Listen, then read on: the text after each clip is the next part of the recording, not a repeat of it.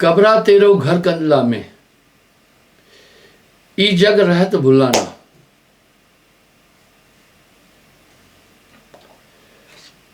हे आत्मा, तेरा घर तो आनंद कुंड में है, लेकिन इस संसार में तुम भूले हुए रह रहे हो।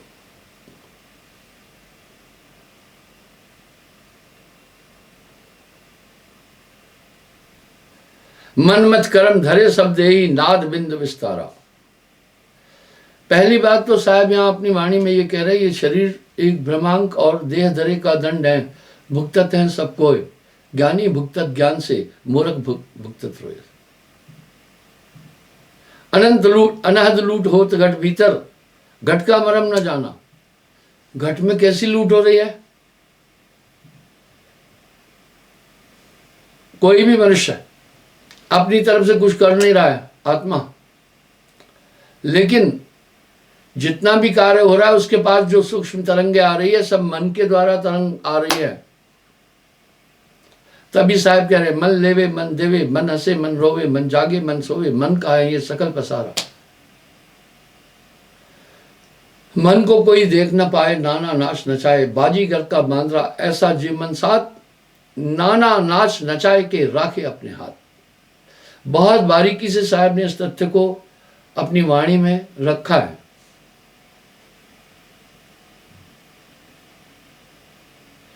बड़ बड़ ज्ञानी मुनिवर था के पकड़ सके ना कोई। हाँ, अब यहां साहब ये शब्द भी कितना सटीक है। गण गंधर्व ऋषि मुनि और देवा सब मिल करें काल ही की सेवा। पीर पैगंबर कुतुब औलिया, मने निरंजन सबको दलिया। सिद्ध साधक और जोगी जत्ती, मन को जान न पाए रत्ती। जाए निरंजन माहे समाए, आगे का कोई भेद न पाए। उसके आगे भेद हमारा, जानेगा कोई जानन हारा।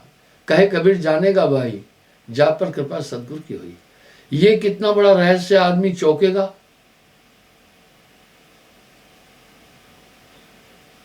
बड़ बड़ ज्ञानी मुनिवर था के पकड़ सके ना कोई, मन को कोई देख न पाए, नाना नाश नचाए।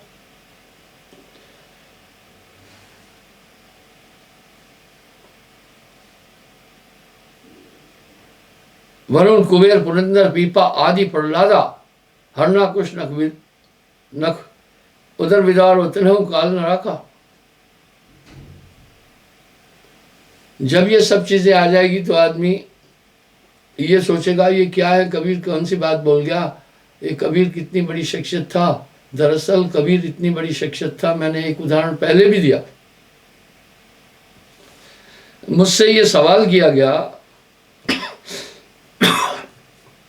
बड़े बड़े ऋषि मुनि सिद्ध साधक हुए,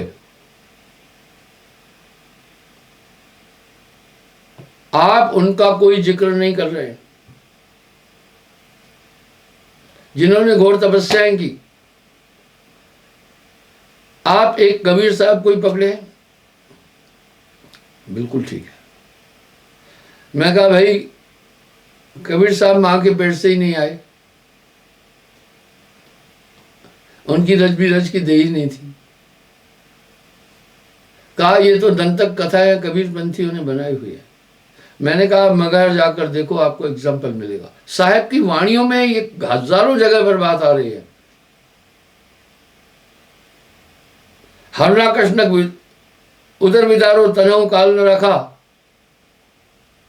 गोरख ऐसो दत्त दिगंबर नाम देव जय देवदासा। उनकी खबर कहत नहीं कोई, कहां क्यों है वासा।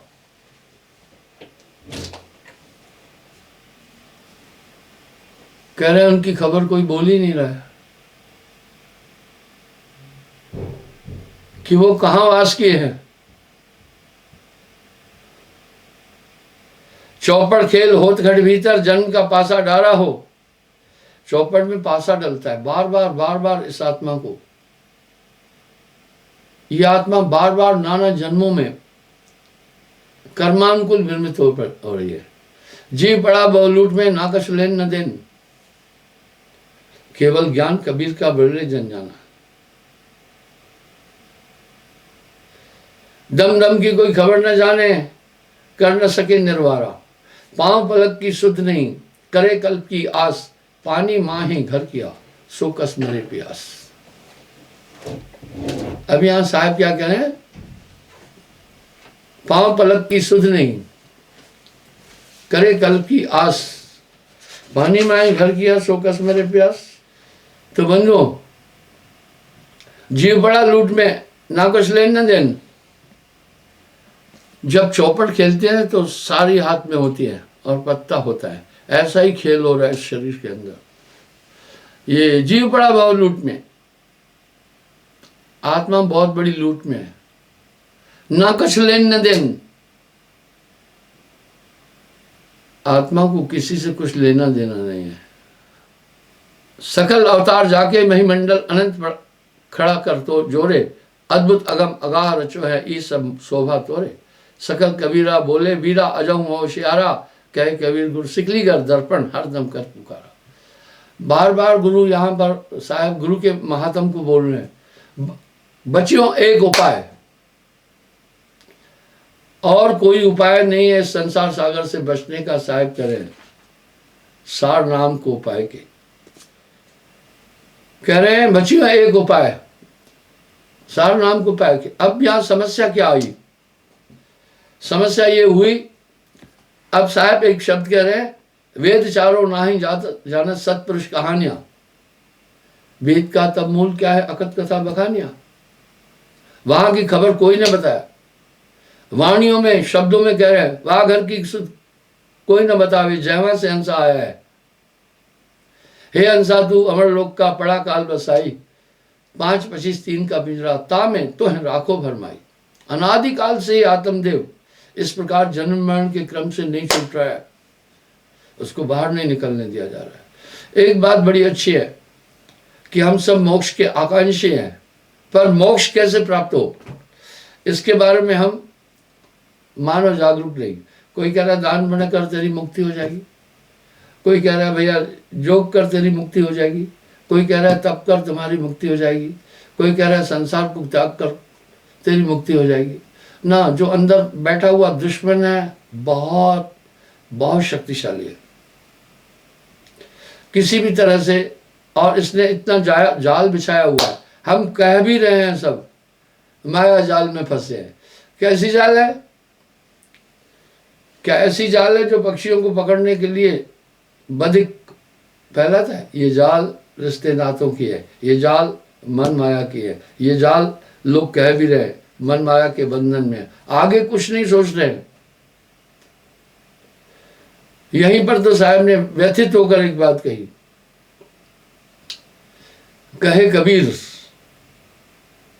कहे कबीर मैं किस किस को समझाऊं, सब जग अंधा, सबको लगलवा पिटवा का धंधा। काम क्रोध तृष्णा के माते बूढ़ में बिन पानी। वाह, कह रहे काम क्रोध लोभ मोह की तृष्णा के कारण बिना पानी के डूबा हुआ है आदमी। कितना बड़ा आश्चर्य है, अपने आत्म स्वरूप को ये जीव इस संसार में रहकर नहीं जान पा रहा है। हम कहने के लिए तो कह रहे हैं कि बंधे हैं माया से, कुछ तो जतन मुक्ति का कर ले, पर जो जतन किए जा रहे हैं वो सब दसों द्वार नरक भर बूढ़े, तू गंदी को बेड़ो, फूटे नैन हृदय नहीं सूझे मत एको नहीं जानी, काम क्रोध तृष्णा के माते बूढ़ में बिन पानी। वाह, काम क्रोध तृष्णा रूपी सागर में बिना पानी के अंदर डूबा हुआ है इंसान। लोगों को देखता हूं, कोई प्रतिशोध किससे बदला लूंगा तब तक मुझे शांति नहीं मिलेगी, कोई नाना संकल्प विकल्प में मनुष्य अपना जी रहा है। ये सब क्या हमारी आत्मा की वृत्ति है? कतई हमारी आत्मा इन सब चीजों से बहुत दूर है, लेकिन ये सब चीजें हम पर थोपी जा रही है।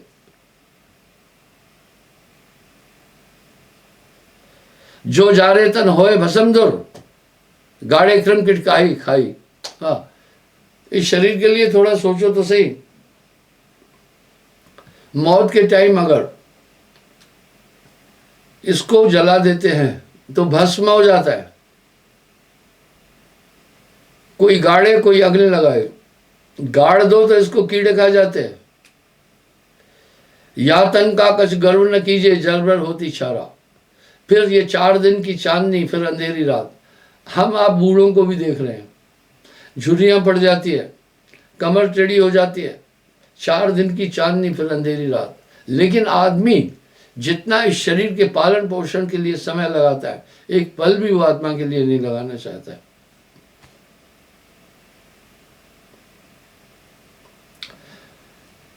सुकर स्वान काग का भोजन तन की यह है बड़ाई। वाह!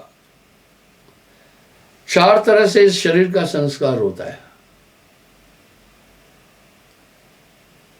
फुकंत, गड़ंत, बहंत, लुटंत। आपने अभी न्यूज में देखा होगा, इस महामारी के दौर में कुछ लोग संस्कार नहीं कर पा रहे थे, तो गंगा जी में उसको बहा रहे थे। कुत्ते, गिद्धें, पक्षी उन शरीर को नोच रहे थे। आखिरी ये तन खाक मिलेगा। वाह! अंतोगतवा ये शरीर खाक में मिलेगा। फिर ये कैसा? या तन का कुछ गर्व न कीजिए, जरबर होसी छारा। पर हर एक आदमी पूरा जीवन जो ये सुदुर्लभ तन प्राप्त हुआ है परम तत्व की प्राप्ति के लिए, उसका उपयोग क्या कर रहा है? कुछ उपयोग ही नहीं कर रहा है। वो कर क्या रहा है? सिर्फ इस शरीर का यही अगर लक्ष्य है तो ये महाअज्ञान है। बस ये सुदुर्लभ ताकतें परमात्मा ने आपकी आत्मा में, आपकी सुरती परम चेतन है, आप बहुत नजदीक है मोक्ष के। ये मोक्ष का द्वार है। तो साहब कह रहे हैं कुछ तो मुक्ति का जतन कर ले। चेत न देख मुग्ध नल बोरे, तुरंते काल न दूरी। वाह! जगत चबे ना काल का, कुछ मुख में कुछ गोद। गरीब लोग सुबह नाश्ते में चबेना लेते हैं। इसको अवधी भाषा में और पूर्वी भाषा में चबेना बोलते हैं। वो चबेना क्या होता है? या तो भूंजे हुए चने। पहले हर गांव में एक भड़ भूंजा था, हर गांव में एक तेली था, हर गांव में एक लोहार था, हर गांव में बढ़ई होता था, हर गांव में ऐसे लोग होते थे। तो भड़भूंज क्या करते हैं? भूंज लोग भट्टी जलाते हैं सुबह। लोग उनके पास जाते हैं, कोई मक्की का दाना लेकर, कोई चना लेकर। वो उसको भूंजता है, थोड़ा हिस्सा ले लेता है, वो इकट्ठा करके फिर बेचता है। तो जो चबेना खाते हैं वो क्या करते हैं? गोद में रखते हैं या गमछे में रखते हैं, मुंह में वो चबाते हैं, और एक मुट्ठी में होते हैं। जो ये चब जाएंगे उनकी बारी आ जाएगी, और कुछ गोद में है वो भी जाएंगे। इस तरह जगत चबेना काल का, ये पूरी दुनिया को काल पुरुष खा रहा है। काल निगल रहा है, काल खड़ा सर ऊपरे, काल गए हैं किस, ना जाने कह मारसी, क्या घर क्या परदेश।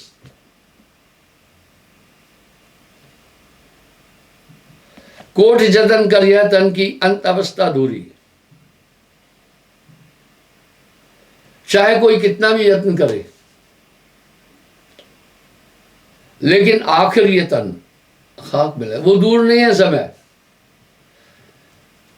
माली आवत देखकर कलियन करी पुकार, फूले फूले चुन लिए कल बारी आए हमार। आखिर इंसान क्यों नहीं सोच रहा है? वो अंदर बैठा हुआ शत्रु सोचने नहीं दे रहा है। वो ये सोचने नहीं दे रहा है कि हमें दुनिया से जाना है। बस अगर इंसान अपनी मौत को नजदीक देखे, यही याद रखे, तो आधी दुनिया छूट जाती है वहीं पर। इसलिए मुक्ति का जतन कोई मनुष्य नहीं कर पा रहा है। मैं आया संसार में, फिरा गांव की खोर, ऐसा जीवड़ा ना मिला जय लीजिए फटक पछोड़।